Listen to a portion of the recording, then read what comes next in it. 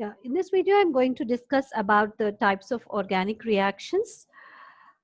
Yes, if we take in general a reaction, that's the chlorination of methane I've taken here.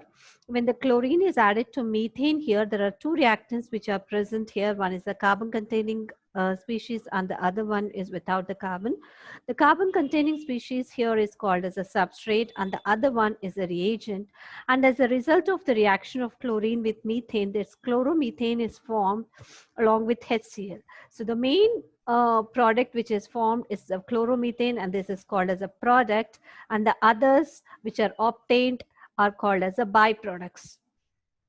So yeah, so in general any of the reactions will fall into any of these four categories, that is addition reactions, substitution reactions, elimination reactions and rearrangement reactions. So there are four types of reactions and let's discuss about the addition reactions now. So the addition reactions, if we take, for example, to the alkane, if we add in general the reagent here, I've taken in general as a XY in the addition reactions is generally a characteristics of an unsaturated carbon compounds. So unsaturated carbon compounds are converted by means of addition reaction into a saturated organic compound.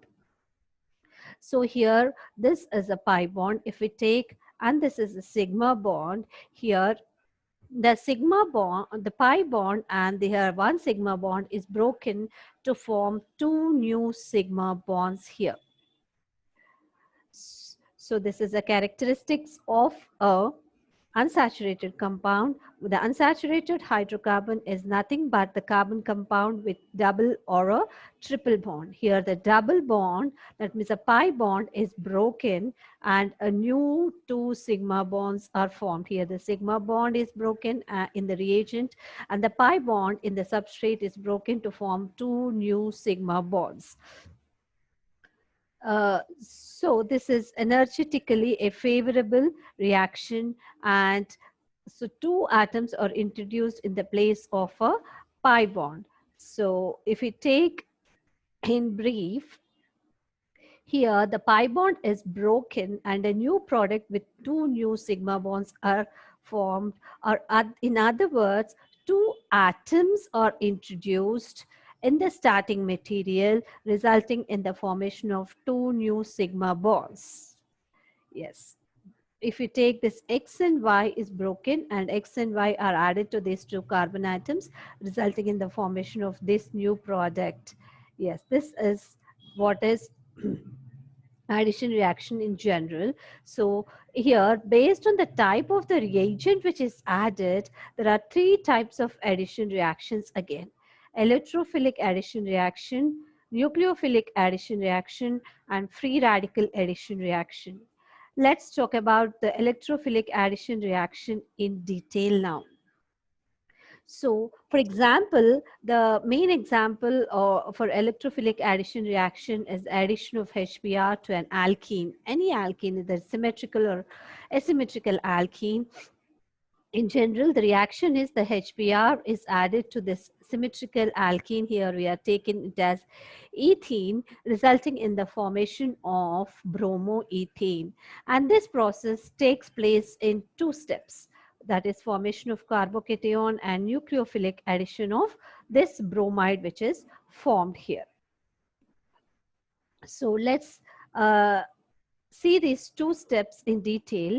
The first one is, if this alkene, if we take, it is electron rich or it acts as a nucleophile. Because of the presence of a pi bond here, this acts as a nucleophile.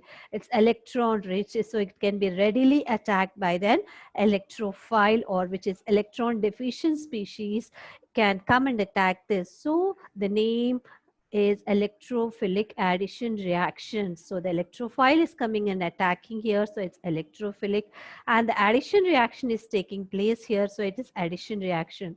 So the name is electrophilic addition reaction, where the electrophile can come and attack this alkene, as this alkene is rich in electrons, or it is acting as an nucleophile here, and the electrophile is coming and attacking on this pi bond, and this is the first step of the reaction resulting in the formation of the carbocation. The electrophile comes and attacks this carbon, and the carbocation is formed with a positive charge, and the nucleophile is there. So uh, the overall the overall reaction here is the formation of the carbocation and an halide ion, or the nucleophile here. Halide ion is formed along with the carbocation, and this is a slow step of the reaction. The slow step is the rate determining step of the reaction. The rate of the reaction depends on this particular step. And in the next step, if we can see that the nucleophile will attack this carbocation, resulting in the formation of the final product. So then accepting this electron pair, this carbocation results in the formation of this final product. Yes, when we take the mechanism of the reaction here, overall mechanism, if we see the addition of HX to this double bond here, this is a symmetrical alkene we are taking here. A symmetrical alkene, there's CH3, which is present on this double bonded carbon. So this pi bond will readily abstract a proton because this is electron rich, so readily accepts an electrophile. Electrophilic attack will take place, resulting in the formation of this carbocation, and the bromide ion is formed. It's a halide ion, and then the halide ion will attack this carbocation, resulting in the formation of the final product, that is bromoalkane, which is formed here. This is for symmetrical alkenes. But when we talk about then unsymmetrical alkenes, then the Markovnikov's rule is introduced. What is this Markovnikov's rule? Yes. In order to understand the Markovnikov's rule, let's take a symmetrical alkene like this propene here. We are taking propene here, where double bonded is present between 1 and 2 carbon atoms, and we add this HBr. The H plus can attack H plus can attack on this carbon or this carbon. This carbon can abstract a proton, or this carbon, resulting in the formation of here 2 carbocations here, which this is a primary carbocation and this is a secondary carbocation. So we know that the order of stability of the carbocations is tertiary is more stable than secondary, then comes primary here. So as secondary is more stable, this primary, this is formed in major amounts. The secondary carbocation is more stable, and this is minor here. So minor here, so then bromide halide ion can attack the secondary carbocation or the primary carbocation, but as a secondary carbocation is stable, the, the bromine will come and attacking here, resulting in the formation of 2-bromopropane. Yes, 2-bromopropane, and this is a major product which is formed during the uh, addition of HBr to propene. This is the major product. This is what is Markovnikov's rule. So the Markovnikov's rule says that the negative part of the addendum will goes to the carbon which is with less number of hydrogens, or which is more substituted. So the CH3, this is more substituted here. So the negative part here goes to the carbon which is more substituted, or which has least number of hydrogens. Whereas when we see here, the bromine here is with more number of hydrogens, or which is less substituted, so this is less stable. So 2-bromopropane is formed more when HBr is added to propane. This is what is Markovnikov's rule. So let's see this Markovnikov's rule. Yes. Hydrogen is added to the carbon atom with more number of hydrogen atoms. The halide ion is added to the carbon with least number of hydrogen atoms. This is what is Markovnikov's rule. So in the electrophilic addition reactions generally follow the Markovnikov's rule. Yes, Markovnikov's rule. This is very important here. So addition of HBr to propene follows the Markovnikov's rule. Yes, let's see now the nucleophilic addition reactions. The second type of reactions is the nucleophilic addition reactions.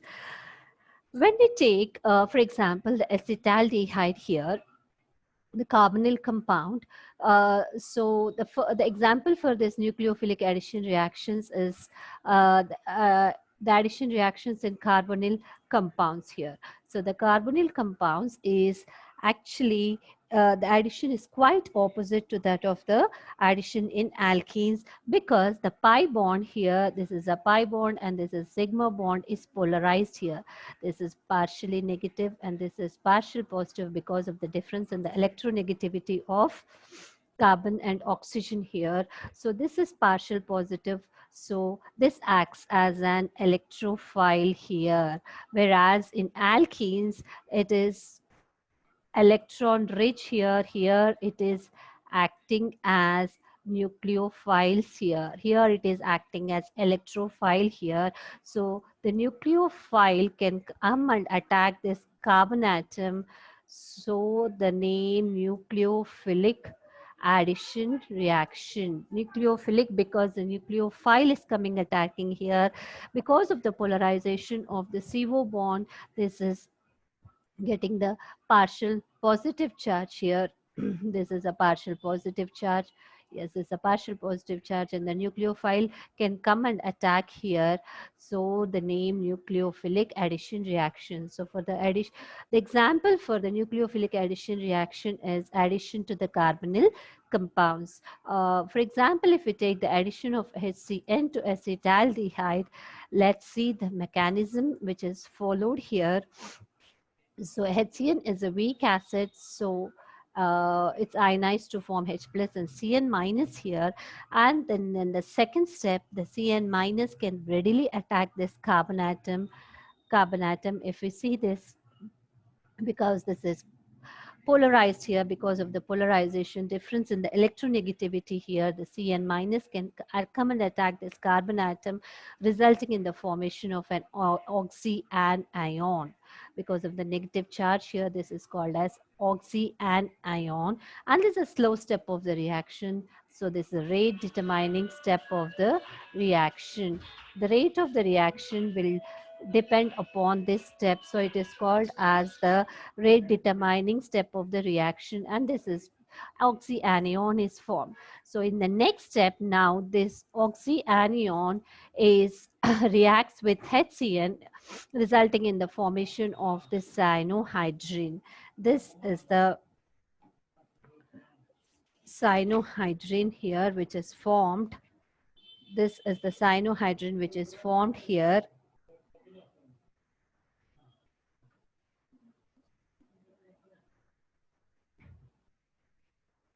This is the cyanohydrin which is formed here. Yes, this is the cyanohydrin which is formed here and results in the formation of Cn minus here. This cyanide ion further initiates a new reaction. So the reaction then proceeds further. Yes, the overall reaction can be represented as follows. The first step, HCN is weak acid, so it forms H plus and Cn minus, and the Cn minus can readily attack this carbon atom because this is polarized here, resulting in the formation of tetrahedral intermediate. And this is a slow step of the reaction, so it is a rate determining step of the reaction.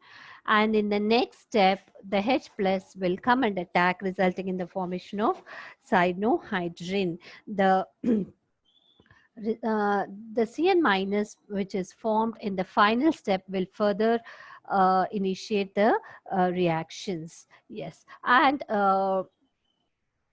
here this intermediate which is formed here, the oxyanion, reacts with HCN when HCN instead of H plus. This is because the concentration of HCN molecules is more than that of the H plus. So this oxyanion reacts with HCN instead of H plus here. Now, let's come to the free radical addition reactions. So we are done with electrophilic addition reactions, nucleophilic addition reactions. Now, let us look at the free radical addition reactions. The example for this is the addition of HBr to propene in the presence of peroxide. So this is in the presence of peroxide. For electrophilic addition reaction, we have taken the example of addition of HBr to propene in the absence of peroxide. Now this is in the presence of peroxide. Let's take the example of this. This is called as peroxide effect or Kharash effect. Yes, let's see the mechanism of this reaction now. In the first step, the peroxide will decompose to form this free radical, peroxide free radical, and then this will in the first step, these peroxides are decomposed to produce alkoxy free radical, and this one in turn will abstract the proton hydrogen atom. I'm sorry, there's a hydrogen atom, resulting in the formation of bromine free radical here.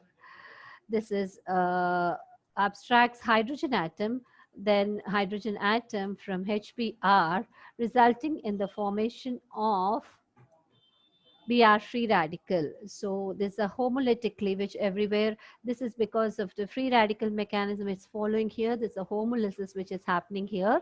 And this bromine free radical in the next step, this is a chain propagation step of the reaction.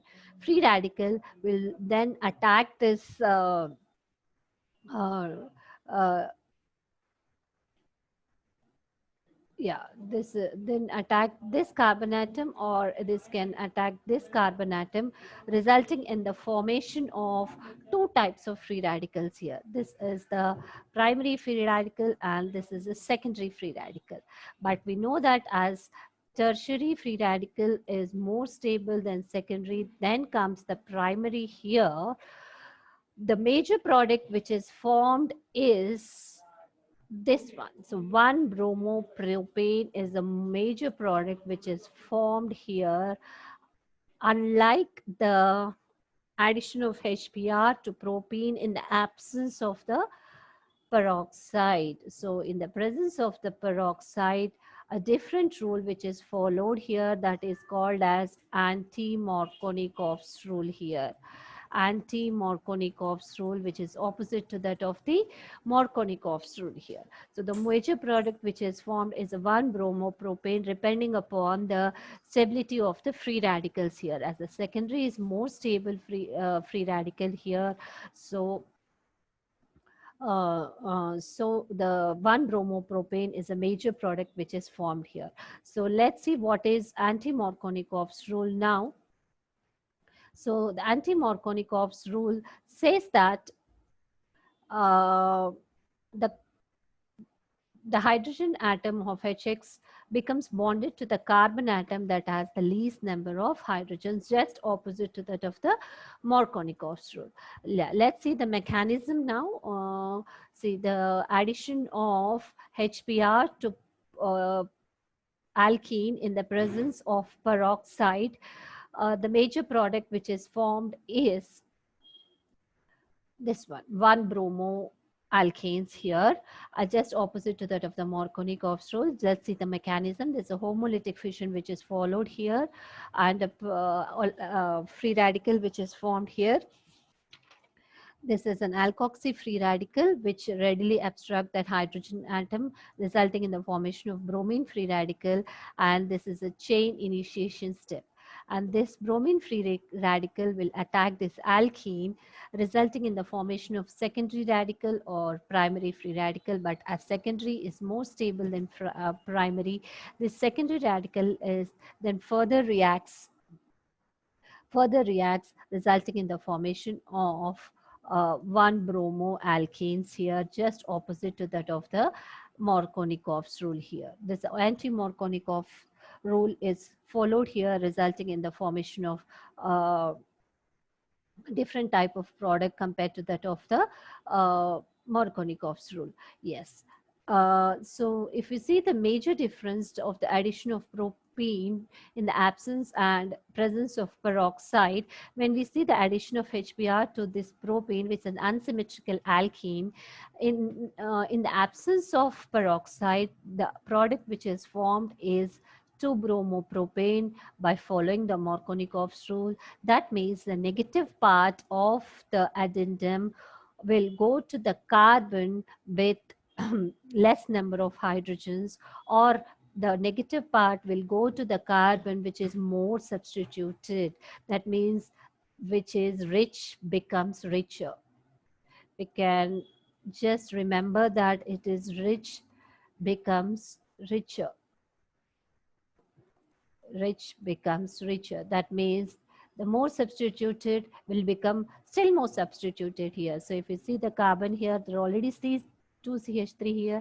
The bromine is coming and attacking this carbon. So it becomes rich, becomes richer. So the bromine is attaching to the carbon, which is already substituted. So the negative part of the addendum will go to the carbon, which is more substituted.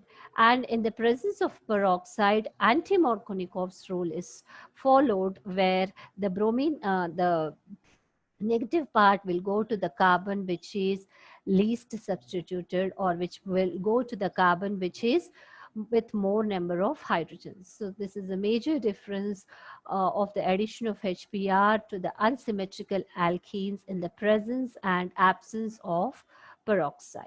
Yes.